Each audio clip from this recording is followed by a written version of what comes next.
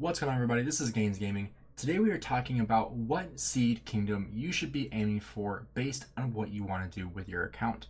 So one way we're going to take a look at this is by looking at the current KVK that my kingdom 1079 is signed up for. So we are signed up for Season of Conquest Storm of Stratagems. This is a pioneer KVK, so we were one of the first kingdoms to be able to play this KVK. Hopefully we get a match. But if we take a look at the other teams, you can see that there are teams that are in a D seed, a C seed, an A seed, B seed, and an S seed. And an S seed isn't necessarily Imperium, but it is a very, very high A seed, highest in this KVK. And so when taking a look at the kingdoms in this KVK, like I said before, you have a variety of different kingdoms based off overall power. So when you have kingdoms such as like 1126 here, they are in A seed. You can see their power of their top alliance that is holding the king title has 10.5 billion power. If we take a look at a D seed kingdom, you can see 1164, their top alliance has just over 6 billion power, almost half the amount of power as an A seed kingdom. And so, like I said, today we're going to be talking about what kind of kingdom you should be aiming for based on what you want to do with your account. And this is going to dramatically change the intensity of the game that you're going to be playing. So like I said before, 1079 is an S seed kingdom in this KVK. We are A seed currently. We are not Imperium anymore. We did drop our Imperium status just a couple of weeks ago in preparation for this KVK. One way you can check that out is if you go to the world here, and you can actually see in different KVKs which kingdoms are Imperium. So if we take a look at 1093, for example, you can see this icon shows that they are an Imperium kingdom. This is based off the top 300 power of the top 300 individuals. And so that is what influences the seed ranking of different kingdoms. So the higher amount of power you have in the top 300, the more power you're going to have as a kingdom and the higher your seed is going to be. So if you want to take a look at your kingdom right now, if you go to rankings and you look at individual power, if you scroll down to rank 300, that player is still being counted toward your overall power for your kingdom. So if we take a look in 1079 here, our number 300 by power is at 62,728,000 power. So this is relatively high for most kingdoms because most kingdoms are not A seed or above. Most kingdoms are in the B or C range. Obviously you do have Imperiums, you do have A seeds, and you even have D seeds, kingdoms that are a little bit less active. And so today in this video, I want to kind of showcase the different types of kingdoms that might be a good fit for you and what you want to do with your account. On top of that, this is also going to determine how much you should expect to spend in the game or how much time you should expect to spend in the game based on what kind of kingdom you are in. So for example, with an A seed or Imperium kingdom like I am in right now in 1079, you are expected to perform much, much, much better than in other kingdoms. And what I mean by that is overall kill points and contributions in KVK. If you are not contributing during KVK, if you are not fighting, if you're not killing your troops, you are not going to be welcome in that kingdom anymore because they are much more intense with their fighting. They really want to win KVKs and they want to do anything by any means necessary to win those KVKs. And if that means cutting power of deadweights, they are going to do that because they are a competitive kingdom. If you are in a kingdom that does not really care if you contribute it really, if you kind of just, go through the motions, you log in maybe once every other day or so, you probably don't want to be in an A seed kingdom because you might log on one day and be zeroed because that's just the reality of the game. In these really competitive kingdoms, such as 1034, for example, very, very, very strong kingdom, one of the strongest in the game right now, they have much higher expectations than even 1079 as an A seed kingdom. And when you look at kingdoms like 1960, for example, their top alliance, 1960 GT, actually requires every single player in the alliance to max spend in KVK. This means spending upwards of $1,000 every single KVK just to be allowed in the alliance and the kingdom. And so this is the kind of kingdom that is very, very extreme about winning KVKs, which makes sense. They are undefeated. They don't lose. And so that's the thing you have to take into consideration is what kind of kingdom do you want to be a part of? Do you want to be a part of a kingdom that doesn't lose KVK? Do you want to be a part of a kingdom that fights every single KVK?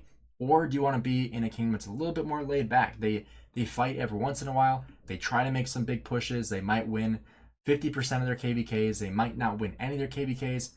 That's the kind of thing you have to figure out. If you are in it for the rewards of winning KVKs, you might want to be in a higher seed kingdom. But one thing to take into consideration with that is you're going to have a bigger obligation to do more fighting.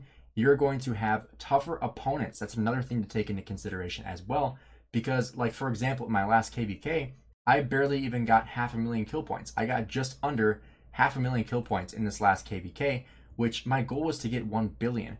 But fighting 1034 was just so difficult because they are such a tough kingdom to fight. And that is because we were Imperium fighting against another Imperium. Whereas this KVK, we are actually going to be fighting lower seed kingdoms. And the reason why that's going to be a benefit is because overall we are fighting kingdoms that are much lower power than us. And the reason why that's significant is because if you are fighting kingdoms that their top 300 by power, their rank 300 might be 30 million or 40 million, that means there's much less whales in the field, rather than in like 1034, their number 300 by power was probably higher than I was in power, and I was like rank 50 to 70 in 1079. And that's very, very dramatic. The amount of power your kingdom has is very influential of how good of players you have typically. If you have a lot of power in your kingdom, you probably have a lot of people that fight as well. And vice versa. If you have players that really just don't have a lot of power, if your highest power player is under 100 million power, you probably don't have a lot of big fighters in that kingdom either. And so the trade-off you have in a high seed, high power kingdom is you're going to have better fighters with you, but on the turntable that you are also going to be fighting players just at that same level, if not better.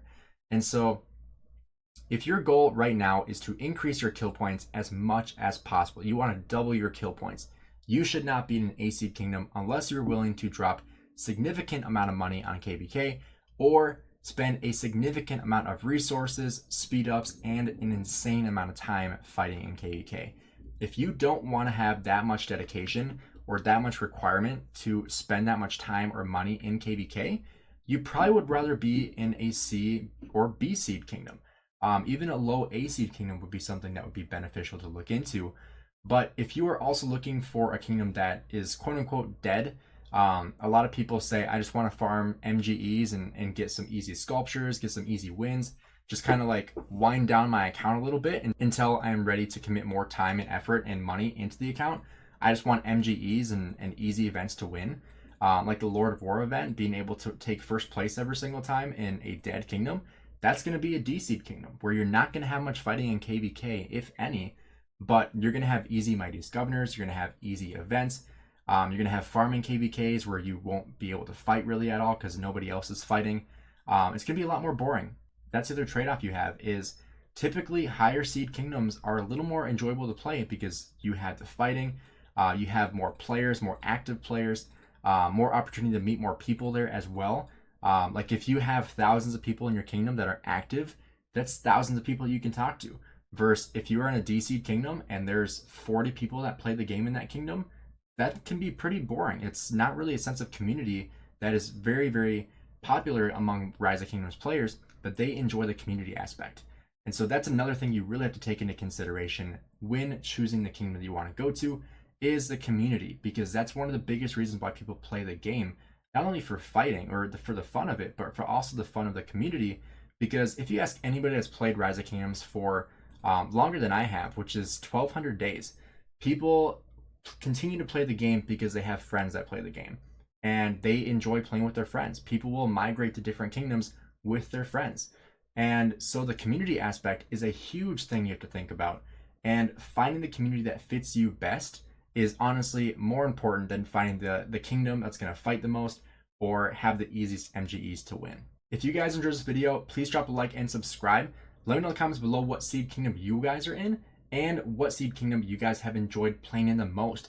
Personally, I have only been able to play in A seed and Imperium kingdoms. I have never been in a B seed or lower kingdom.